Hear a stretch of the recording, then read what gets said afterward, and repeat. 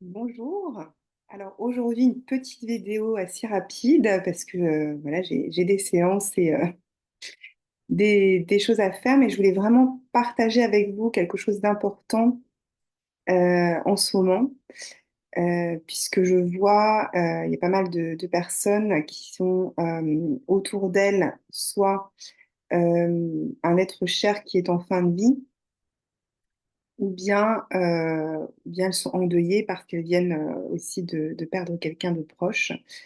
Donc dans les deux cas, je voulais vraiment parler de ce qui est de la fin de vie, puisque j'ai pu accompagner plusieurs fois des personnes, soit qui étaient juste avant leur départ vers l'autre monde, ou juste après, ou un petit peu plus après, enfin voilà, à plusieurs étapes du cheminement. Donc justement, je voulais vous parler de ces différentes étapes de la fin de vie. Parce que je trouve que c'est important. C'est une thématique, hein, la transition de vie.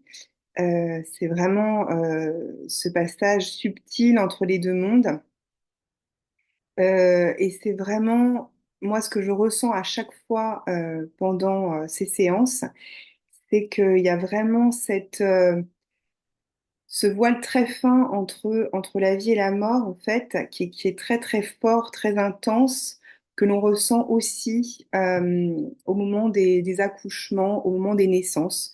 Hein. Donc c'est vrai que c'est très, très comparable comme ressenti.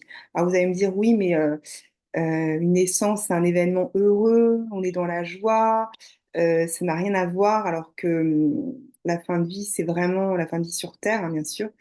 C'est vraiment un moment de tristesse, de souffrance, etc. Mais justement, comme on sait, c'est vraiment notre société actuelle, on peut dire occidentale, ou la société vraiment dite moderne actuelle, qui, euh, qui fait en fait que ce moment de fin de vie n'est pas aussi agréable, aussi naturel qu'il devrait être. Alors bien sûr, ça dépend, comme on sait, dans quelles conditions cet être part, hein, si c'est voilà, une maladie, un accident ou. Alors on ne meurt jamais de vieillesse, hein, on dit on meurt de vieillesse, mais il y a toujours une cause en fait. Hein. On ne meurt jamais de vieillesse, mais si c'est quelqu'un qui est plus âgé et qui a vraiment pu vivre voilà, plus d'expérience dans cette vie, c'est sûr que pour cette personne et pour les autres autour, ça va pas être la même chose. S'il y a un choc, bon, voilà, c'est différent. Mais c'est vrai qu'à chaque fois, ce que j'ai pu ressentir, euh, c'est que il y a vraiment ce côté où si la personne dans sa vie, à chaque fois, c'est le message que je reçois, si la personne dans sa vie n'a pas pris le temps de lâcher prise et d'être dans des croyances plus spirituelles. Je dis pas forcément religieuses, là on sort des religions, mais vraiment euh, un lâcher prise parce qu'on sent on est connecté à la source et qu'il y a quelque chose de supérieur à nous, notre moi supérieur qui est vraiment connecté à quelque chose de supérieur qui fait qu'on est dans quelque chose de plus grand que la matière, hein, que la vie physique. Eh bien, c'est vrai que quand j'accompagne ces personnes-là, on a vraiment une fin de vie, quel que soit l'âge ou le moment, on a une fin de vie qui est vraiment dans l'acceptation, l'accueil et la sérénité, et quelque chose de lumineux, de beau, qui n'a rien à voir en fait avec les personnes qui sont plus dans leur vie, qui sont plus liées à leur personnage terrestre, qui sont vraiment, il y a une identité forte d'être dans l'action, dans le faire, dans le contrôle. Voilà, c'est le mot que je cherche, plus dans le contrôle et ce ressenti que tout repose sur soi, sur son être physique et sur soi, avec beaucoup de responsabilités, beaucoup de charges et du coup beaucoup de souffrance morale, émotionnelle et physique, et bien là, c'est vrai que ces personnes vont avoir du mal, bien sûr, à lâcher et, euh, et à transitionner. Et surtout, ce que je vois, en fait, c'est que cette transition entre les deux mondes, entre le monde terrestre et puis ce qui se passe ensuite, un monde de lumière, en fait, juste quand je dis lumière, euh, eh bien, cette transition va être beaucoup plus longue. On sent que la personne, parce qu'elle n'a pas fait ce lâcher prise euh, pendant qu'elle était en vie sur Terre, il y a vraiment un besoin d'une transition beaucoup plus longue, beaucoup plus de temps pour tout intégrer les expériences de vie, en fait. Il y a vraiment, voilà, on ressent que la personne a besoin de temps pour tout le temps qu'elle n'a pas pris avant sur Terre pour ces moments de repos, de lâcher prise, pour intégrer ces expériences, pour conscientiser ce que l'on vit. S'il y a trop de souffrances, et qui sont, comme on sait, qui sont souvent dues au fait d'être dans l'action et vraiment connecté plus à la matière, qu'il n'y a pas ces moments de lâcher prise, de connexion spirituelle, d'intégration de ce que l'on vit avec plus de détachement et voilà, de connexion à l'invisible, en fait, à ce que l'on ne voit pas avec nos sens qui sont qui sont encore limités actuellement. On est en train d'évoluer en tant que dans l'humanité, en tant qu'être humain, on est en train d'évoluer et nos sens vont évoluer, mais pour l'instant, voilà, il y a certaines personnes qui voient des choses dans l'invisible, qui voient plus de choses que d'autres, mais la plupart des êtres humains restent assez limités dans leur sens. Et donc, s'il y a vraiment, s'il n'y a pas cette conscience d'être un être de lumière plus grand que ce que l'on est dans la matière, et bien, ça se ressent aussi après la mort. C'est ça que je voulais dire vraiment très fortement, parce que voilà, peut-être que tout le monde n'en a pas conscience.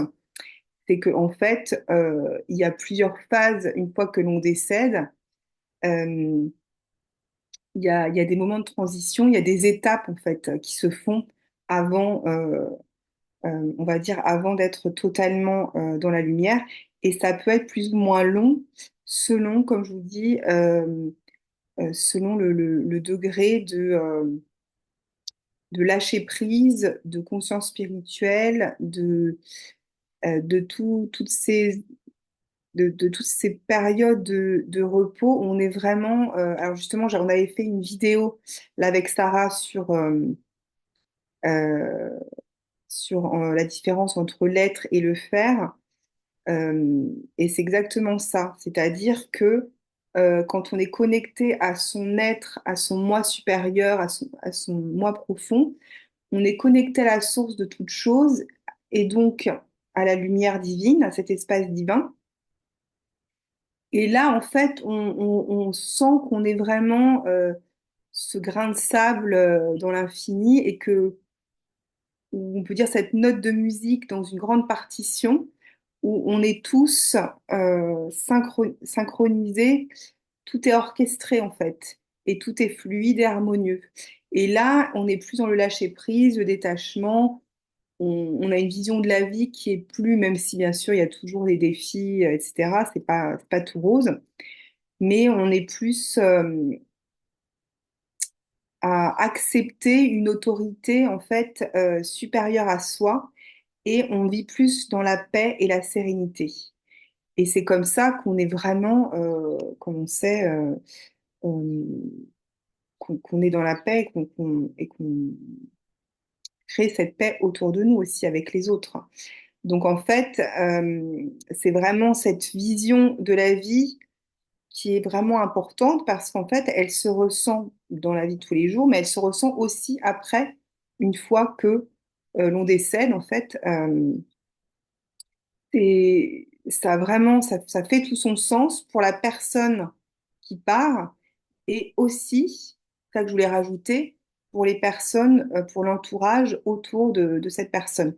Le deuil, bien sûr, va être beaucoup plus facile et fluide si, bien sûr, la personne est plus part avec sérénité et sait que c'est son moment et que c'est son chemin, en fait.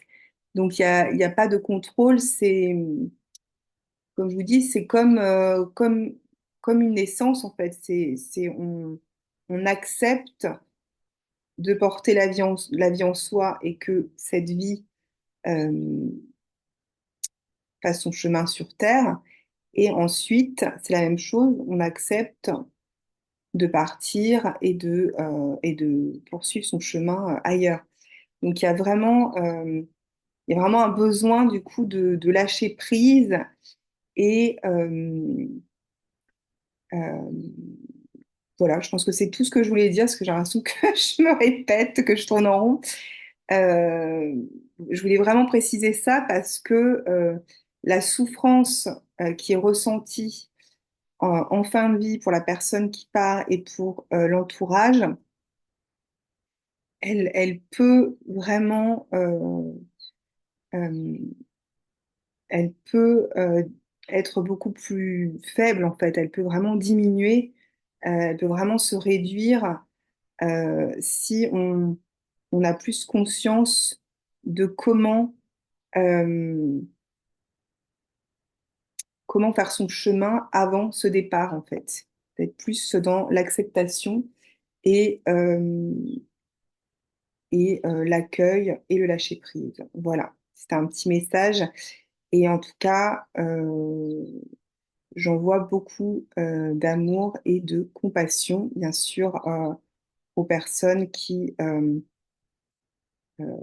soit sont dans ce parcours de fin de vie et qui sentent que c'est le moment de justement d'accepter, d'intégrer et de juste et d'être vulnérable, tout simplement. Et aussi, bien sûr, j'envoie beaucoup de compassion à tous ceux qui accompagnent ces êtres-là en fin de vie ou qui ont fait l'expérience d'un départ de personnes proches.